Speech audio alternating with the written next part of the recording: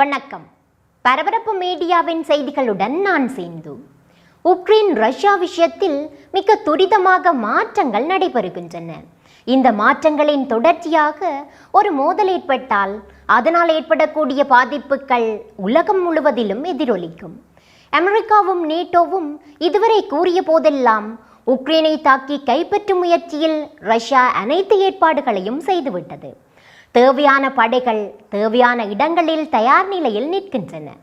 இருந்த போதிலும் உக்ரைனை கைப்பற்றுவது பற்றிய இறுதி முடிவை ரஷ்ய ஜனாதிபதி புட்டின் இன்னமும் எடுக்கவில்லை என்று தாம் நம்புவதாக கூறியிருந்தார்கள். நேட்டோவின் பொதுச் செயலாளரும் அமெரிக்க ஜனாதிபதியும் தாமே நேரடியாக அதை தெரிவித்தார்கள். அதில் இப்போது ஒரு மாற்றம். உக்ரைனை தாக்கும் முடிவை ரஷ்ய ஜனாதிபதி எடுத்துவிட்டார் என்று தெரிவித்தார் அமெரிக்க ஜனாதிபதி ஜோ பைடன். வெள்ளை மாளிகையில் நடந்த செய்தியாளர் மாநாட்டில் இந்த வினாடியில் உக்ரைனை தாக்கும் முடிவை ரஷ்ய ஜனாதிபதி எடுத்துவிட்டார் என்று நான் நம்புகிறேன் என்றார். அமெரிக்கா என்ற நாட்டின் ஜனாதிபதியாக அதிகாரப்பூர்வமாக அவ்வாறு கூறியுள்ளார். அடுத்த வாரத்தில் அடுத்த சில தினங்களில் ரஷ்யா உக்ரைனை தாக்கும் என்று நாம் நம்புகிறோம் என்றார் அவர். Look, we have reason to believe the Russian forces are planning to and intend to attack Ukraine in the coming week, in the coming days. We believe that they will target Ukraine's capital, Kyiv, a city of 2.8 million innocent people. அடுத்த வாரம் என்று அவர் கூறினாலும் உடனடியாக Ukraine மீதான தாக்குதல் நடக்க வாய்ப்பு இருப்பதாக அவர் கருதுகிறார். அமெரிக்காவில் வாஷிங்டனில் வெள்ளை மாளிகையில் வசிக்கும் ஜனாதிபதி ஜோ பைடன் வார இறுதியில், அதாவது சனி மற்றும் ஞாயிறு தினங்களில் டெலவேரில் உள்ள தமது சொந்த வீட்டிற்கு போவது வழக்கம். இந்த வார இறுதியில் அப்படி செய்யாமல் வெள்ளை மாளிகையில் இருந்தபடியே உக்ரைன் விஷயத்தை கவனிக்கப் போவதாக தெரிவித்தார். அதாவது இன்றோ நாளையோ கூட ரஷ்யாவின் தாக்குதல் நடக்கலாம் என அமெரிக்க ஜனாதிபதி எதிர்பார்க்கிறார். வரும் 24ஆம் தேதி அமெரிக்க ராஜாங்க செயலாளர் ஆண்டனி பிளிங்கன் ரஷ்ய வெளியுறவு அமைச்சர் செர்கி லவ்ரோவை ஐரோப்பாவில் சந்தித்து பேச்சுவார்த்தை நடத்துவதாக திட்டமிடப்பட்டுள்ளது. அதை குறிப்பிட்ட ஜனாதிபதி ஜோ பைடன் அந்த சந்திப்பு நடப்பதற்கு முன் உக்ரைனை தாக்க ரஷ்யா உத்தரவிட்டால் அதன்பின் அந்த சந்திப்புக்கே அவசியம் கிடையாது. ராஜதந்திர தொடர்புகளுக்காக கதவு அடித்து மூடப்பட்டுவிடும். ரஷ்யா போர் என்பதை தேர்ந்தெடுத்து விட்டது. அதற்கு மிகப்பெரிய விலையை அவர்கள் கொடுக்க வேண்டி இருக்கும் என்று தெரிவித்தார். Last night, Russia agreed that Secretary of State Blinken and Foreign Minister Lavrov should meet on February 24th. February 24th in Europe. But if Russia takes military action before that date, it will be clear that they have slammed the door shut on diplomacy. They will have chosen a war, and they will pay a steep price for doing so. நேற்று வெள்ளிக்கிழமை அமெரிக்க ஜனாதிபதி Joe Biden Russia Ukraine விஷயத்தில் தொடர்புள்ள நேச நாடுகளின் தலைவர்களுடன் கூட்டு தொலைபேசி ஆலோசனை ஒன்றை செய்தார். அது பற்றி செய்தியாளர் மாநாட்டில் தெரிவித்த அமெரிக்க ஜனாதிபதி, நாம் தொலைபேசியில் தொடர்பு கொண்டு பேசிய தலைவர்கள் எல்லோரும் ரஷ்யா உக்ரைனை தாக்கினால் அதற்கான பதிலடி எப்படி இருக்க வேண்டும் என்பதில் உறுதியாக இருக்கிறார்கள். ரஷ்யாவின் இந்த செயலை நாம் அனைவரும் உறுதியாக எதிர்ப்போம்.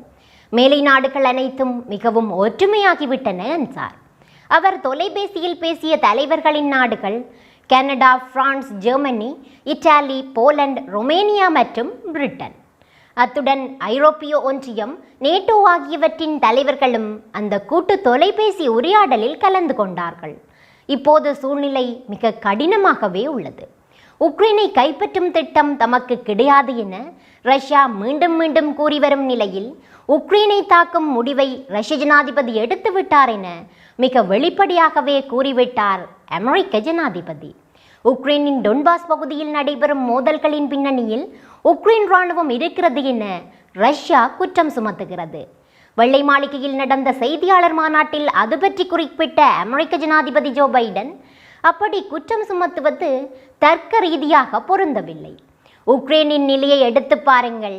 அவர்களது எல்லை முழுவதிலும் ரஷ்ய இராணுவம் சூழ்ந்துள்ளது.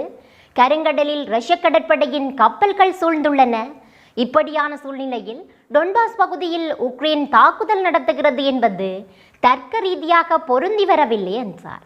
உக்ரைனை கைப்பற்றும் நடவடிக்கையை ரஷ்யா டொன்பாஸில் இருந்து தான் ஆரம்பிக்கிறது என்று எடுத்துக்கொள்ளலாம். நேட்டோவும் அமெரிக்காவும் பிரிட்டனும் கூறிய போலிக்கொடி தாக்குதலின் முதல் கட்டம் டொன்பாஸில் தொடங்கிவிட்டது என்றே எடுத்துக்கொள்ளலாம். அமெரிக்க ஜனாதிபதி ஜோ பைடன் செய்தியாளர் மாநாட்டில் ரஷ்யா தனது திட்டங்களை தொடர்ந்தால், அதாவது ரஷ்ய ஜனாதிபதி புட்டின் தாம் முடிவு செய்தது போல உக்ரைனை கைப்பற்றும் முயற்சிகளில் இறங்கினால் ஒரு பேரழிவுக்கும் தேவையற்ற போருக்கும் ரஷ்ய ஜனாதிபதி புட்டினே பொறுப்பாளர் ஆவார். அந்த செய்தியாளர் மாநாடு முடிந்த பின் செய்தியாளர்களின் கேள்விகளுக்கு பதிலளித்த அமெரிக்க ஜனாதிபதி ஜோ பைடனிடம் ஒரு செய்தியாளர் கேட்ட கேள்வி, உக்ரைனை கைப்பற்றுவது என்ற முடிவை ரஷ்ய ஜனாதிபதி எடுத்து விட்டார் என்று நீங்கள் கூறுகிறீர்களா என்ற கேள்விக்கு ஆம், அப்படித்தான் கூறுகிறேன் என்று பதிலளித்தார்.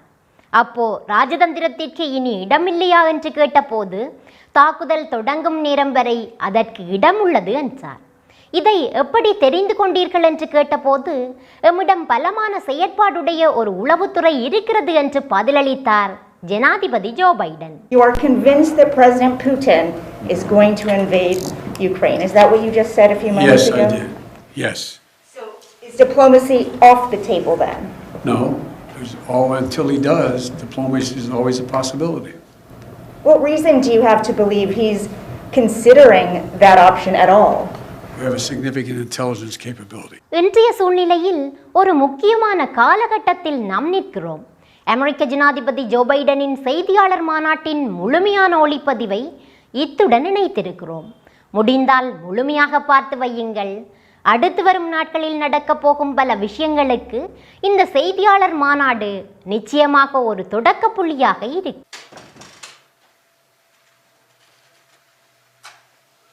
Good afternoon. Today I made two vital calls, as I've been making for some months now. Two vital calls that on the situation in Russia and Ukraine. The first was to a bipartisan group of members of Congress who are currently representing the United States, along with Vice President Harris at the Munich Security Conference.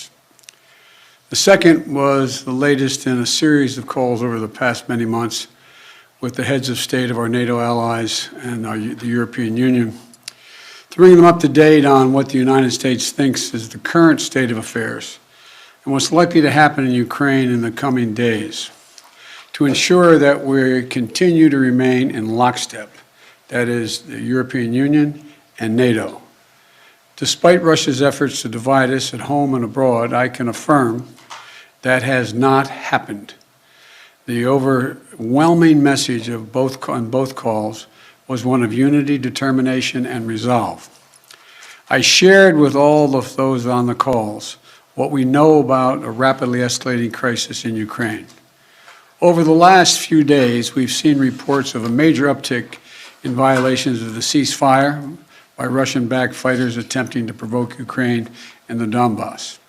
For example, a shelling of a Ukrainian kindergarten yesterday, which Russia has falsely asserted was carried out by Ukraine.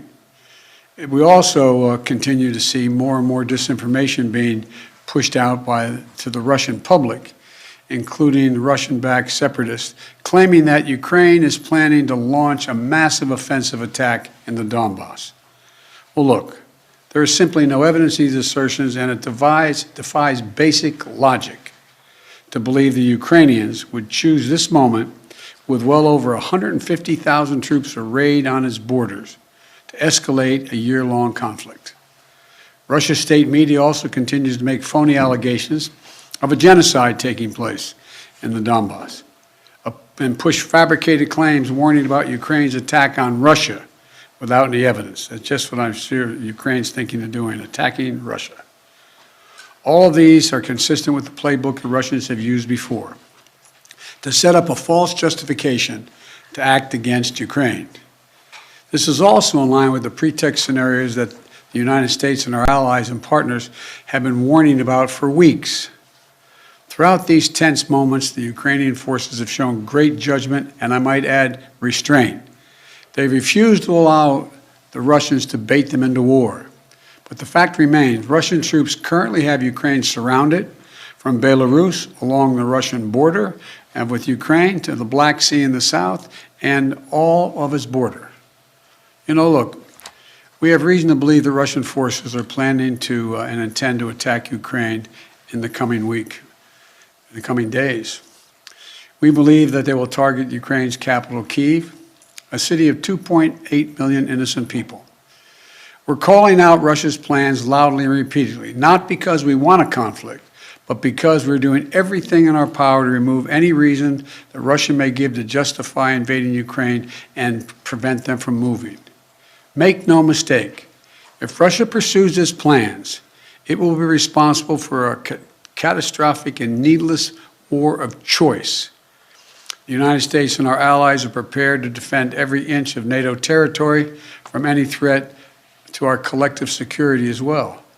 We also will not send troops in to fight in Ukraine, but we will continue to support the Ukrainian people. This past year, the United States provided a record amount of security assistance to Ukraine to bolster its defensive, $650 million from Javelin missiles to ammunition. We also previously provided $500 million in humanitarian aid and economic support for Ukraine. And earlier this week, we also announced an additional sovereign loan guarantee of up to $1 billion to strengthen Ukraine's economic resilience. But the bottom line is this: the United States and our allies and partners will support the Ukrainian people. We will hold Russia accountable for its actions. The West is united and resolved. We're ready to impose severe sanctions on Russia if it further invades Ukraine. But I say again, Russia can still choose diplomacy. It is not too late to de-escalate and return to the negotiating table. Last night, Russia agreed that Secretary of State Blinken and Foreign Minister Lavrov should meet on February 24th in Europe. But if Russia takes military action before that date, we'll be clear that they have slammed the door shut on diplomacy. They will have chosen war, and they will pay a steep price for doing so, not only from the sanctions that we and our allies will impose on Russia, but the moral outrage the rest of the world will visit upon them. You know, there are many issues that divide our nation and our world, but standing up to Russian aggression is not one of them. The American people are united. Europe is united. The transatlantic community is united. Our political parties in this country are united. The entire free world is united. Russia has a choice between war and all the suffering it will bring, or diplomacy that will make a future safer for everyone. Now, I'm happy to take a few questions. Nancy from Bloomberg. Thank you so much, sir. Do you think that it is wise for President Zelensky to leave Ukraine if an invasion is as imminent as the U.S. says it is? That's a judgment for him to make, and a determination as to whether or not. I've spoken with Zelensky a dozen times, maybe more, I don't know. And it's in the pursuit of a diplomatic solution, it may not be it may be the wise choice, but it's his decision. And do you have any indication about whether President Putin has made a decision on whether to invade? Do you feel confident that he hasn't made that decision already? As of this moment, I'm convinced he's made the decision. We have reason to believe that.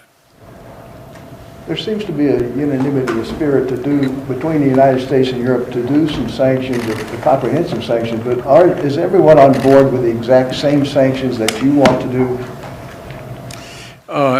Yes. There will be some slight differences, but there'll be more add-ons than subtractions. And President Putin is going to oversee some nuclear drills this weekend. How do you see that happening? What's your reaction to that, sir? Thank you. Well, I don't think he is remotely contemplating using nuclear weapons. But I do think I think he is focused on trying to convince the world that he has the ability to change the dynamics in Europe in a way that he cannot. But I don't, how much of it is a cover for just saying we're just doing exercises and there's more than that, I just can't, it's hard to read his mind. Mr. President. I'll take from it. You are convinced that President Putin is going to invade Ukraine. Is that what you just said a few moments Yes, ago? I did. Yes. So is diplomacy off the table then? No, until he does, diplomacy is always a possibility. What reason do you have to believe he's considering that option at all? We have a significant intelligence capability. Thank you very much. Thank you, guys. Thank you.